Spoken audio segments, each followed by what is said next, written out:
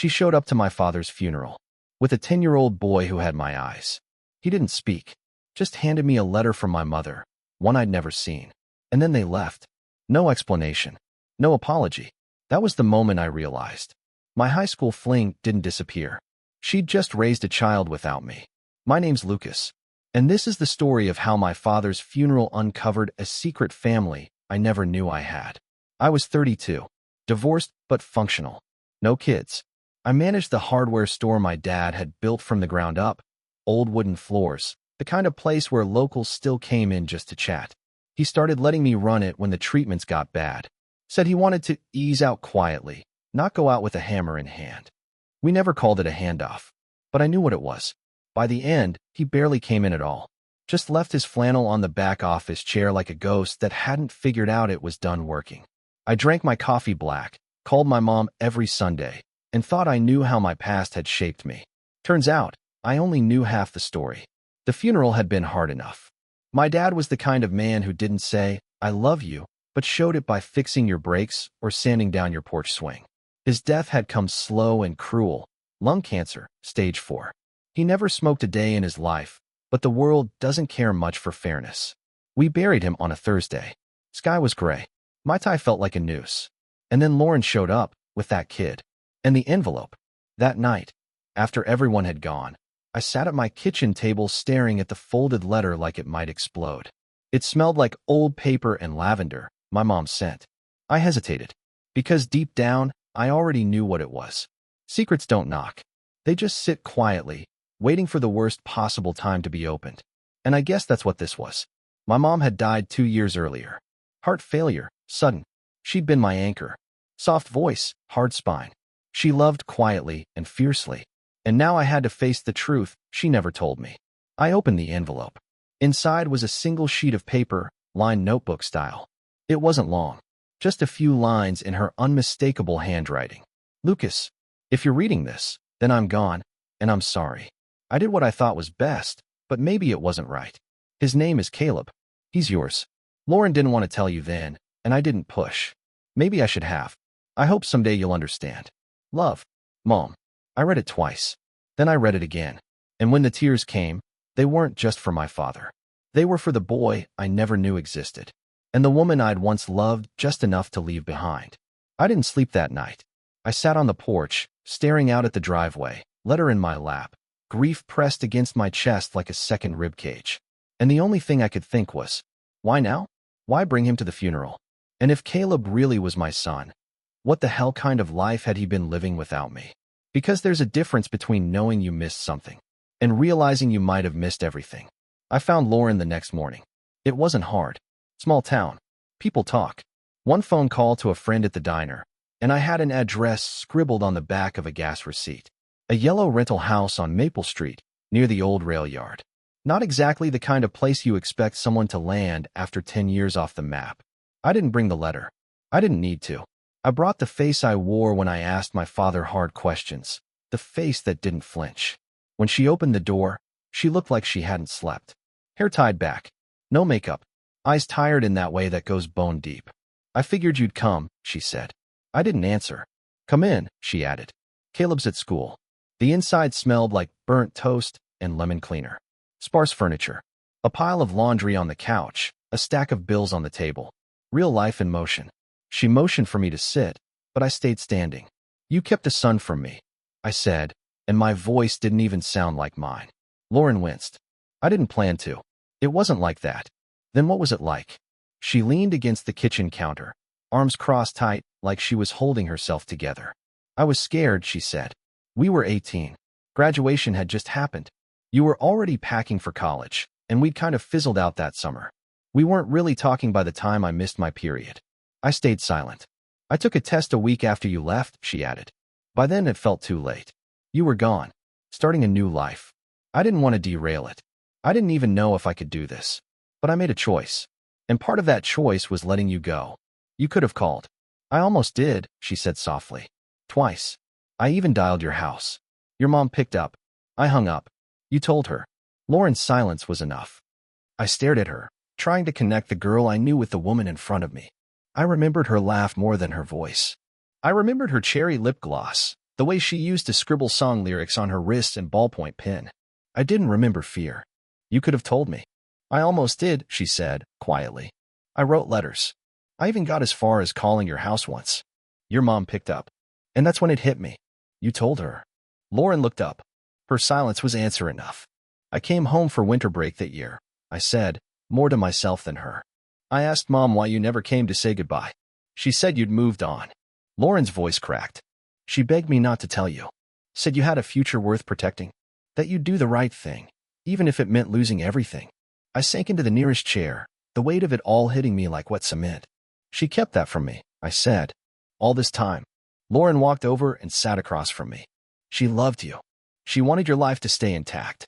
But it wasn't her choice. No, Lauren said softly. It was mine. She just didn't stop me. We sat in silence. There's a kind of quiet that only shows up when you realize a whole piece of your life has been written without your permission. And this was that kind. I never stopped thinking about you, Lauren said eventually. But after he was born, it just got harder to imagine showing up out of nowhere. The longer I waited, the harder it got. I looked at her, really looked at her. Not as the girl I used to kiss in the backseat of my dad's pickup. Not as the mother of a boy I'd never met. But as someone who'd lived 10 years with a secret that should have been mine, too. Why now? I asked. She hesitated, then answered with something I didn't expect. He asked. Caleb. She nodded. He started noticing. The questions got sharper. Why don't I have a dad? Where is he?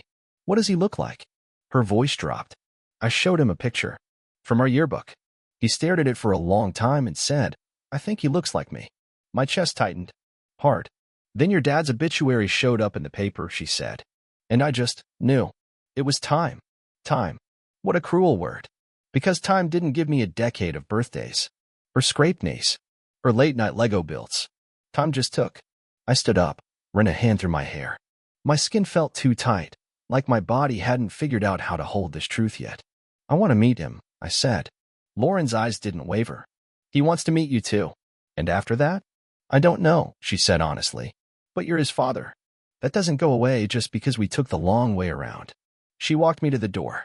As I stepped outside, the sun hit me in the face like a slap. The kind that says wake up. Life's happening. I paused on the porch. You named him Caleb, I said. She smiled, a sad kind of proud. Your middle name. And that's when something in me cracked wide open. Because she hadn't just kept him from me. She'd kept a piece of me in him. I walked back to my truck with 1,000 questions burning in my chest. But one thing was clear. I had a son. And I was already 10 years late to the party. I waited in the school parking lot like I was about to get called into the principal's office. Heart thudding. Palms damp. It's strange. People talk about first dates, first kisses, first jobs. But no one prepares you for the first time you meet your child. 10 years too late. Lauren had texted me the pickup time. Said she'd told Caleb he was meeting someone important. That word hung heavy in my chest. Important. Like I had any right to be that now. At exactly 3:05, the double doors opened and the crowd poured out, backpacks swinging, sneakers squeaking, voices rising in a messy chorus of freedom. I saw him right away. He was walking beside a taller boy, laughing at something, clutching a weathered lunchbox. And then he spotted Lauren. He waved. Then he saw me. And stopped. You know how people say time slows down? It didn't. It did the opposite. Everything sped up. The cars. The wind. My pulse. But Caleb just stood there, frozen in that wide-open way only kids can manage, eyes squinting against the sun, brow furrowed like he was trying to solve a puzzle that had been scrambled too long. Lauren said something to him soft, low, and nudged him forward. He walked up to me. I crouched down. And in that moment, with my knees popping like bubble wrap and my breath caught in my throat, I saw it again. My eyes. My mother's chin. The same cowlick that used to drive her nuts when she brushed my hair before school. Hey, I said, because I didn't know what else to say. He tilted his head. Are you my dad? That knocked the wind right out of me. No warm-up. No testing the waters. Just the question. I nodded. Yeah, I am. He didn't smile. Didn't flinch either. Just looked at me for a long time. Like he was trying to match the picture in his head with the man standing in front of him. Then he said, okay. And I swear, nothing in the world has ever hit me harder than that one word. Okay. Not excited. Not scared. Just accepting. Like this was a fact he was ready to hold. Lauren walked him to the car, gave me a quiet nod. so we could talk more that weekend. She was giving us space. Not much, just enough. The next hour was a blur of awkward questions and soft landings. We sat at the park. I asked about school. He told me he hated math, but loved dinosaurs. I asked about cartoons. He listed 5 I'd never heard of and rolled his eyes when I admitted I still watch Looney Tunes sometimes. At one point, he looked at me and said, "Do you know how to skip rocks?" That one hit me. Because I did. My dad taught me. Yeah, I said. You want to learn? We spent the next half hour by the water, picking out the best stones. He couldn't get them to skip, just plop and sink, but he laughed every time like it didn't matter. And watching him, I realized it really didn't. He was curious, brave, a little stubborn. He was mine, and I had no idea what to do with the ache that came with that. When Lauren picked him up, he hugged me. Quick, awkward, one arm, but it was something. Then he turned and said, "Can we do it again next weekend?" I looked at Lauren. She nodded. "Yeah, bud," I said. "We can." And just like that, a door opened. One I didn't even know was still there. That night, I went home and pulled out the box I kept tucked behind my closet. Old photos, yearbooks, notes. Stuff I hadn't looked at in years. There was one picture of me and Lauren at senior prom. We weren't dating anymore by then. Just 2 old flings clinging to a little nostalgia. I was wearing a crooked tie. She still had braces. We looked like kids trying on the idea of adulthood, not knowing how fast it would slip away. I stared at it longer than I meant to. Not because I missed her, but because that photo held proof that we had once stood on the same side of the frame. That, long before life got messy, we'd shared something honest. And maybe that's all Caleb needed now. His parents, imperfect as we were, showing up in the same story again. Then I pulled out a fresh notebook and started writing. I wrote everything I could remember about myself at 10. About my dad. About my mom. About the stupid things I loved. Ghostbusters, baseball cards, peanut butter sandwiches with the crusts cut off. I wasn't sure what I was doing at first. But then I realized I was building something. A bridge. Because if I couldn't go back and be the dad Caleb needed from the start, I could still give him pieces of me now. Something to hold on to. Something that says, I was late. But I showed up. A week after that first meeting with Caleb, I found myself standing in the guest room of my childhood home, the one we'd left untouched after Mom passed. We used to call it the memory room because it held all the stuff no one wanted to throw out. Photo albums, old coats, boxes of forgotten keepsakes. And for the first time in years, I opened the closet at the back. There was a shoebox on the top shelf. Blue, dusty, taped shut. I didn't recognize it, which meant Mom had probably put it there long after I moved out. I pulled it down, sat on the floor, and pried it open. Inside were photos. Dozens of them. Not of me. Not of family vacations. They were of him. Caleb. From a baby all the way up to maybe age 5. Then they stopped. No photos after that. No notes. Just silence. My mom had died 2 years earlier. But the last picture in the box was dated nearly 5 years ago. I wondered if Lauren had pulled away. Or maybe Mom did, afraid that staying too close would make the lie impossible to carry any longer. Either way, she hadn't abandoned him. She'd stepped into his life the only way she thought she could. And maybe, when it got too hard, she stepped back. But not without leaving something behind. A record. A trail.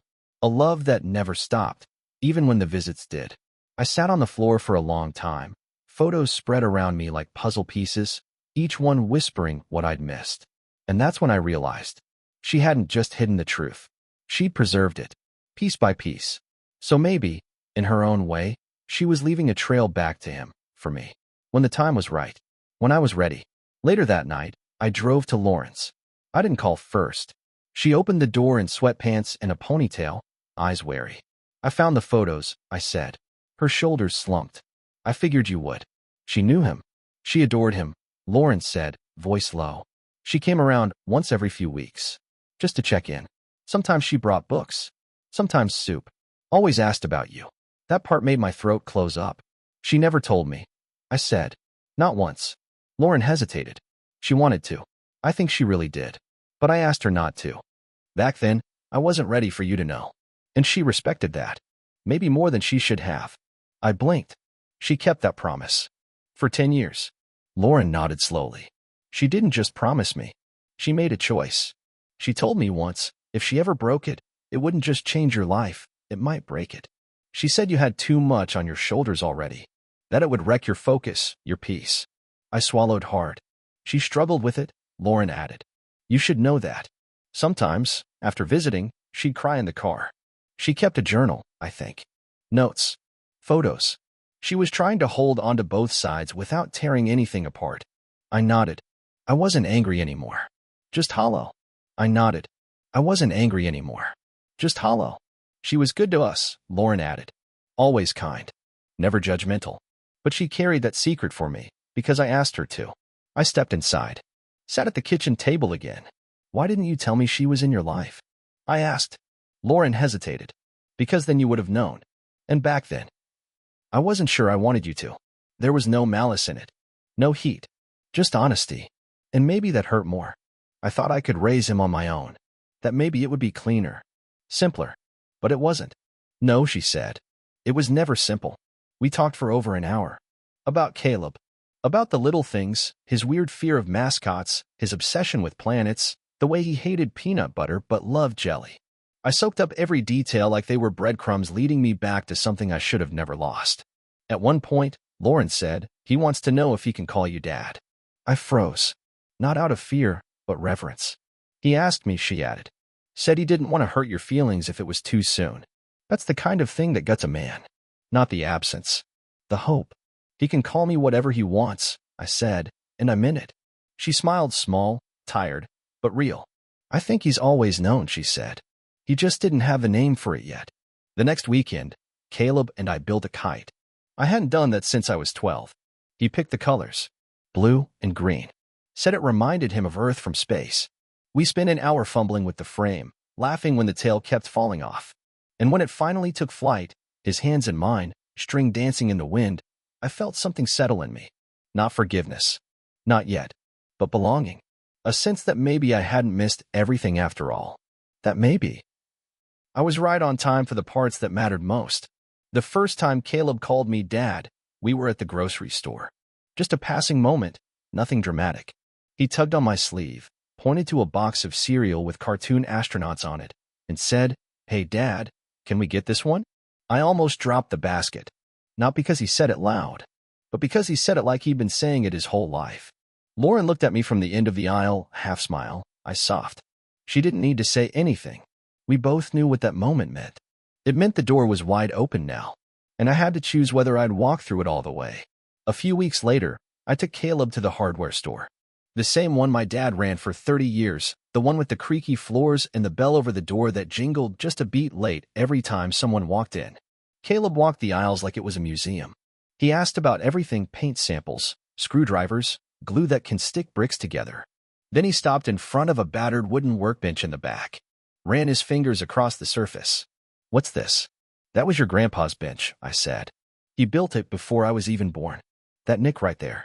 I pointed to the deep gouge near the edge. That's from the day he let me try sawing through a 2x4. I was 6. Used way too much force and slammed the teeth into the top. Caleb smiled. Then he pointed to a hammer hanging on the pegboard. Did Grandpa use that? That one stopped me. I crouched down, rested a hand on his shoulder. Your grandpa would have loved you, I said. And yeah, he used that exact one. Handles worn from his grip. He probably built half the neighborhood with it. Caleb nodded like he was filing it away in a mental folder marked important things. Then he whispered, Can I hold it? Sure, I said. Just don't drop it on your foot. He laughed, and in that moment, I swear I saw both our shadows standing on that shop floor, mine and Dad's, overlapping for the first time. Caleb nodded like he was filing that away in his memory bank. Then he said, Do you miss him? I blinked. Every day. He thought about that for a long second, then said, I miss people I never met sometimes. Is that weird? No, buddy, I said. That's not weird at all. That night, I sat on my porch with a beer in hand and my father's old flannel wrapped around my shoulders. It still smelled faintly like sawdust and Old Spice. I thought about all the ways he loved me. Quietly. Firmly. Without flair. The way he'd changed the oil in my car before I even thought to ask. The way he taught me to hold a level steady, like the world would collapse if I got it wrong. He never missed a football game. Never raised his voice unless he really meant it. And he never once told me he had a grandson. I'd been wrestling with that. But sitting there, I think I finally understood. Dad was a man of action. Not confession. And maybe, in his own stubborn way, he thought he was protecting me. Or maybe he was waiting for Lauren to come forward on her own, waiting for me to be ready. Whatever the reason, I'd spend enough time blaming ghosts. Now, I wanted to build something new with the son I did have. Lauren and I talked more now. Not like a couple. Not like we were drifting towards something romantic again. No, we were teammates now. The kind who showed up to the same game every week, cheering for the same kid. We took turns at pickup, shared doctor appointments, laughed when Caleb got a black eye playing kickball and told everyone he got it, rescuing a dog. One night, as she was leaving after dropping him off, she lingered on the porch. "You're good with him," she said. "I'm trying," I replied. She hesitated. "You're not trying." "You are. He adores you. He says you smell like trees and toast." And that's apparently a compliment. I laughed. "I'll take it." Then her expression changed, quieter, gentler. "I think your mom knew this would happen eventually. That you'd be the kind of man who'd step up, no matter how late the invitation was. I wish she'd given me the choice sooner." "I know," she said. "But I think, in her own way, she did." She glanced back toward the driveway. "That letter she left you?" That was her handing the baton. And suddenly, I remembered something my mom used to say when I was a kid, usually when I was dragging my feet about something hard. "You don't have to feel ready to be ready, sweetheart. You just have to start." I think she wrote that letter knowing I'd have to start, because there'd be no more ignoring it after that. One evening, Caleb asked if he could keep one of my ball caps. I handed it over. No questions. He wore it to school the next day. Backwards. Proud. And when his teacher sent home a note saying he'd written an essay titled "The Day I Met My Dad," I sat in my truck and cried for 5 full minutes before I could bring myself to read it. It was short, messy, full of misspelled words. But the last line? "I think he's like me because we both had to be brave to find each other." Yeah, that one broke me. Because he was right. We did have to be brave. And maybe that's what fatherhood really is. Not knowing the answers, but showing up anyway. Late. Flawed. Grateful. Present. A month after Caleb called me Dad, I built him a bookshelf. Pine wood. Simple design. But I carved his name into the side, Caleb, in big, proud letters. Took my time sanding it smooth, just like my dad used to do when we built anything together. I figured if I couldn't give him 10 years of memories, I could at least give him something solid. Something made by my hands for his world. When I brought it over, he gasped like I'd handed him a spaceship. He ran his fingers over the letters like they were magic. "You built this?" he asked. "Yep." "Can I paint it?" "You can do whatever you want with it," I said. "It's yours." And then, without asking, he hugged me. Longer this time. No one-arm awkwardness. Just arms around my waist, his head against my chest like he finally understood I wasn't going anywhere. That night, Lauren texted me a picture of the shelf.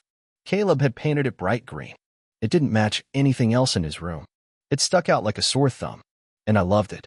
Below the photo, she wrote, "He put your yearbook picture on the top shelf. Said it's his favorite photo of you." I didn't know how to respond to that. So I just stared at the screen and let myself feel it. This love. This late-blooming, lopsided, unexpected kind of love. It wasn't clean. It wasn't fair. But it was real. A few days later, I visited my parents' grave. I brought flowers. Not the fancy kind, just the same yellow daisies Mom used to plant by the porch every spring. I placed them between their names. Sat down in the grass. I met him. I said out loud, "Caleb. He's something else." The wind moved through the trees like it was listening. "He's smart. Sensitive. Funny in that dry way Dad was. He's got your eyes, Mom. And your ability to size people up in 3 seconds flat." I paused. Swallowed. He asked if Grandpa would have liked him. I glanced at the headstone. I didn't know what to say. My voice cracked. "Because you never got to know, Dad." And that part still guts me. Then I pulled out the photo I'd found in that shoebox, Caleb, age 5, standing next to Mom in the park. She had her hand on his shoulder. He was holding a stick like it was a sword. I placed it gently against the headstone. "You did good, Mom," I whispered. "You gave him what I couldn't. You showed up. And now, I'll do the rest." I stayed there a while. Talking. Laughing. Crying. Grief doesn't vanish. But it shifts. It makes room. And in that space, something else had taken root. Hope. Lauren and I never got back together. We never needed to. But we became something steadier than what we'd been at 17. Partners in this strange, beautiful journey. I met Adam one Saturday at the park. Caleb had forgotten his water bottle, and Lauren had texted me to drop it off. I expected to just hand it off then go. But Adam was there. Tall, polite. The kind of guy who keeps snacks in his glove compartment and says things like, "No worries, man," without sounding fake. He thanked me for the bottle, then said, "Caleb talks about you a lot. Says you're teaching him how to skip rocks like a pro." I smiled. Well, we're still working on the skip part. We both laughed. And for a moment, I saw what Lauren saw in him: steadiness. No ego. No show. Just presence. Caleb ran up a minute later, dusty and grinning, and without hesitation, he threw his arms around me first. Adam didn't flinch. Didn't step back. Just watched. And that's when I knew this wasn't a competition. Caleb had space in his heart for both of us. And as long as he knew who his dad was, I didn't need to take up every square inch. Lauren looked over from the sidelines. Gave me a nod. One of those quiet acknowledgments that says, "Thank you for not making this harder than it needs to be." I nodded back. Not because I was giving anything up, but because I'd already gained more than I thought I ever would. Because love doesn't divide, it multiplies. As long as Caleb knew I was his dad, nothing else needed adjusting. One day, while packing, Caleb held up an old prom photo of me and Lauren. "I like knowing who you were before me," he said. I didn't say anything, but something in me softened. Maybe that was the start of the bridge. The rest of it, we built together. Now? Well, life's still messy. The hardware store's doing fine. I've got a second-hand guitar I never quite learned to play. And every other Sunday, Caleb and I make pancakes from scratch, even when they come out lumpy. He's 17 now. Drives a beater truck I helped him fix up. Has a girl he likes but won't admit it. He still calls me Dad. Every time. Never missed a beat. Sometimes, when we're in the garage working on something, he'll glance over and ask a question about my mom. Did she like sports? Did she laugh loud? Would she have come to my games? And I always say yes. To all of it. Because she did love him. Even in the shadows. Even when she shouldn't have had to choose. She loved him enough to leave behind a trail. And I followed it. All the way to the green bookshelf. All the way to the boy who looked like me. All the way to the kind of father I never knew I could be. So if you're ever handed a letter that cracks your world open, don't run. Read it. Follow it. Because sometimes, the best chapters of your life start after the truth shows up at your door holding a 10-year-old with your eyes.